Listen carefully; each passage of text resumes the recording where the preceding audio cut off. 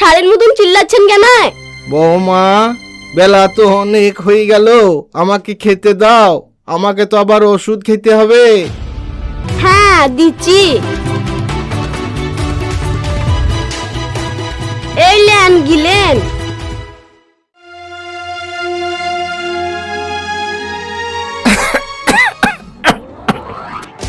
কি হলো আব্বা, কি হলো? তুমি কাশছো কেন? এলো এলো আব্বা, পানি খাও পানি খাও। ভাবি, ও ভাবি, কি হলো, কি ডাকছো কেন? তুমি আব্বাকে শুকনো মুড়ি খেতে দিয়েছো কেন? এখনই তো আব্বা গলায় আটকে মরে গেত। এতই যদি বাপকে ভালো মন্দ খাওয়ানোর শখ, তাহলে ইনকাম করে খাওয়াগা না। আর এমনিতে তো ভাইয়ের ঘাড়ে বসে বসে খেচ্ছু।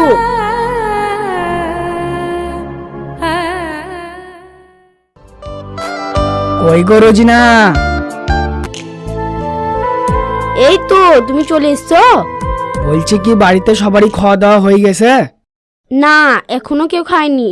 ঠিক আছে, সবাইকে খেতে দাও, আমি ফ্রেশ হয়ে আসছি।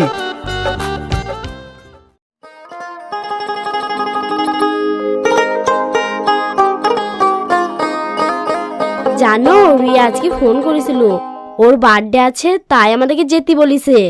বেশ, যেতে যখন বলিছে তখন যাবা। যাবো তো বলছু, তাহলে আমাকে একটা নেকলেস কিনে দাও। একটা তো নেকলেস ছিল, সেটা তো তোমার বাপের অপারেশনের জন্য বিক্রি করে দিলা। আব্বা এই তরকারিটা খেছো না কেন? কি বাপ ওটা? আমি তো চোখে দেখতে পাই না, আজকাল চোখে কমই দেখি। হ্যাঁ, এখন তো সব নাকামো শুরু হবে। আমার নেকলেসের কথা উঠলো জি। রোজিনা, আব্বার সাথে কি এরকম করে কেউ কথা বলে? বাড়িতে যা শুরু হয়েছে, দূর, আর থাকতেই ভাল লাগছে না।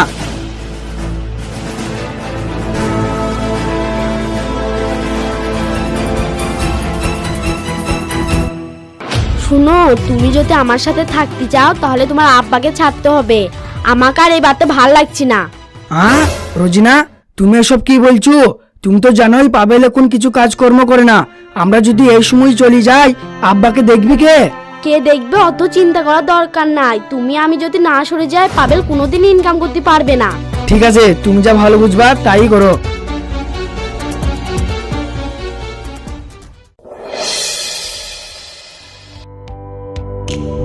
বৌমা, তোমারা সাত সকালে ব্যাগপত্র নিয়ে কোথায় যেছো?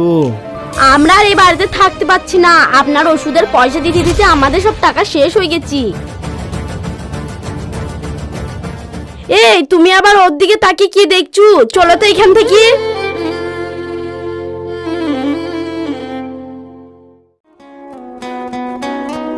ভাই ভাই, বাঁ দিকের ওই বাড়িটায় দাঁড়ান।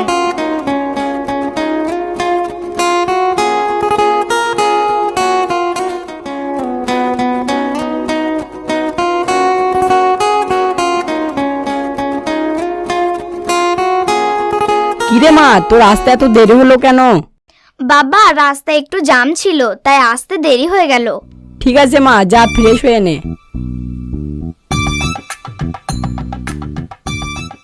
আরে, আমার ফাইলটা কোথায়?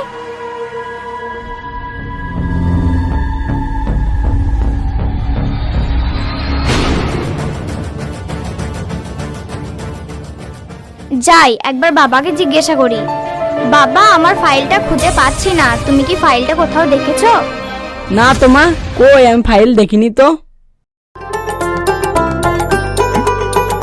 আরে ওই মেয়েটা মনে হচ্ছে ফাইলটা ফেলে গিয়েছে।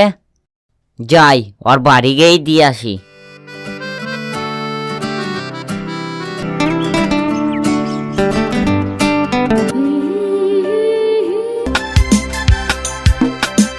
কই, বাড়িতে কেউ আছেন? দেখ তো মা, বাইরে কে ডাকছে মনে হচ্ছে।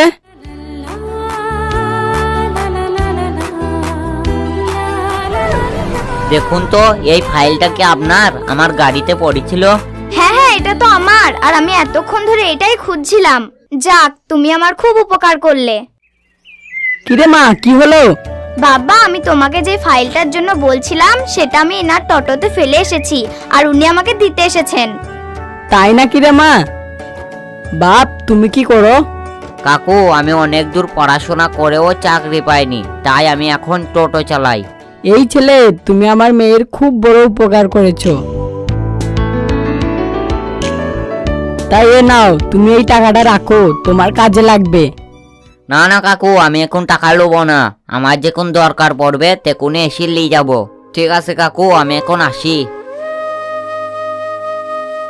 আমি তো এরকমই ছেলে খুঁজছিলাম আমার অফিসে রাখার জন্য, আর ওই ছেলেটাও তো বললো যে আমি অনেক দূর পড়াশোনা করেছি, আর আমার অফিসে একজন আছে, তো সে কোনো কাজেরই লয়, তাই ভাবছি ওকে বাদ দিয়ে একেই রাখবো। স্যার আসবো?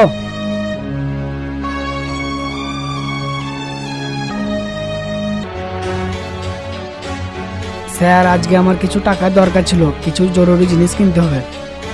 আর তোমার জরুরি কত টাকা দেবো তোমাকে? খালি মাস না যেতেই টাকা দাও টাকা দাও। আর শোনো, আর তোমাকে আসতে হবে না কাল থেকে অফিসে, তোমার জায়গায় আমি একটা নতুন ছেলে খুঁজে নিয়েছি। আর একটা কথা শুনে রাখো, যে টাকাগুলো নিয়েছো সেই টাকাগুলো খুব তাড়াতাড়ি দিয়ে দেওয়ার ব্যবস্থা করবে।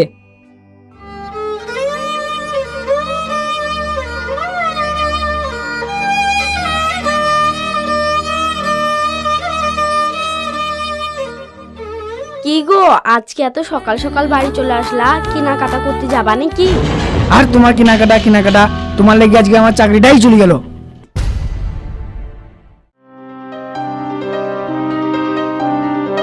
আব্বা, ও আব্বা। কে বাপ আলতাপ, তুই এসেছিস? বাপ, তোর মুখ শুকনো লাগছে কেন বাপ?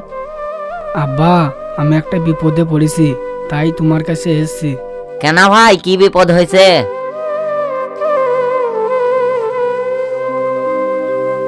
তাহলে শুন ভাই।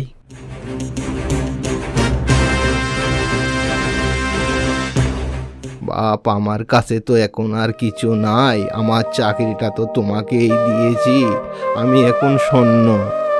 বেশ ভাই, তুমি কিছু চিন্তা করো না, তুমি এখন বাড়ি যাও, আমি একটা কিছু ব্যবস্থা করছি।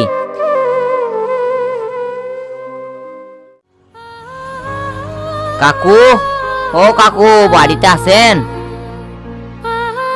কে? ও তুমি? এসো এসো, ভিতরে এসো। না না কাকু, ভেতরে আর যাব না। আর সেই দিন যে টাকাটা দিতে চাইছিলেন সেই টাকাটা আজকে আমাকে দেন, আমার খুব দরকার। তুমি তো তোমার জন্য আসোনি, তা কার জন্য এসেছো? না কাকু, সত্যি কথা বলতে আমি আমার ভাইয়ের জন্য এসেছি। ঠিক আছে, তুমি দাঁড়াও, আমি নিয়ে আসছি। সেদিনে টাকাটা নিল না, আজ আবার টাকাটা নিতে এসেছে, তা আবার বলছে ভাইয়ের জন্য। ঠিক আছে, আমিও গিয়ে দেখবো টাকাটা নিয়ে কি করে।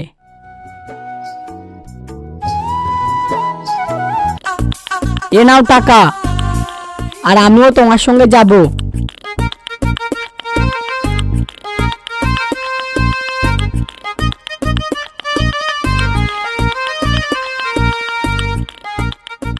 ভাই, ও ভাই। ভাই, তুই এসেছিস?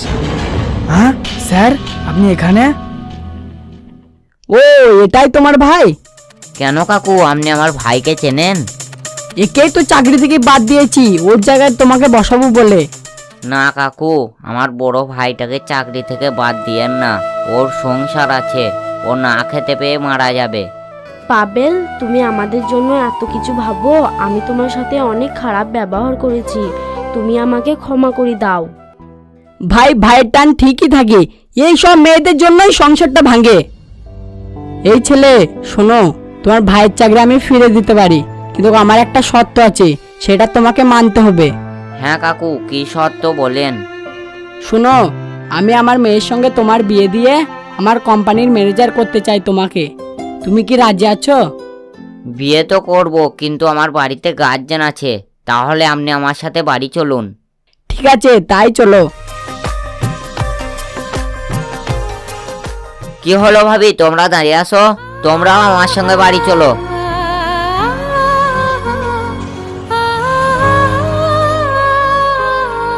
আব্বা, ও আব্বা। আরে বন্ধু তুই, আরে এটা তোর ছেলে? হ্যাঁ, এইটাই আমার ছেলে। কেনে? এই, আমি তোর কাছে একটা প্রস্তাব নিয়ে এসেছি, তা তুই কি রাজি আছিস? আরে বন্ধু, কথাটা তো কি আগে বল। তাহলে শোন, তোর ছেলের সাথে আমার মেয়ের বিয়ে দিতে চাই, তুই কি এই বিয়েতে রাজি আছিস? আরে তো খুব খুশির খবর, এতে আবার রাজি হওয়ার কি আছে? ঠিক আছে বন্ধু, তাহলে সামনের সপ্তাহে একটা শুভ দিন দেখে বিয়ের দিন ঠিক করা যাক। ঠিক আছে, তাই হবে। আব্বা, আপনি আমাকে ক্ষমা করে দেন, আপনার সাথে আমি অনেক খারাপ ব্যবহার করেছি। না বৌমা, তুমি ভুল করে ভুল বুঝতে পেরেছো, এতেই আমি খুব খুশি।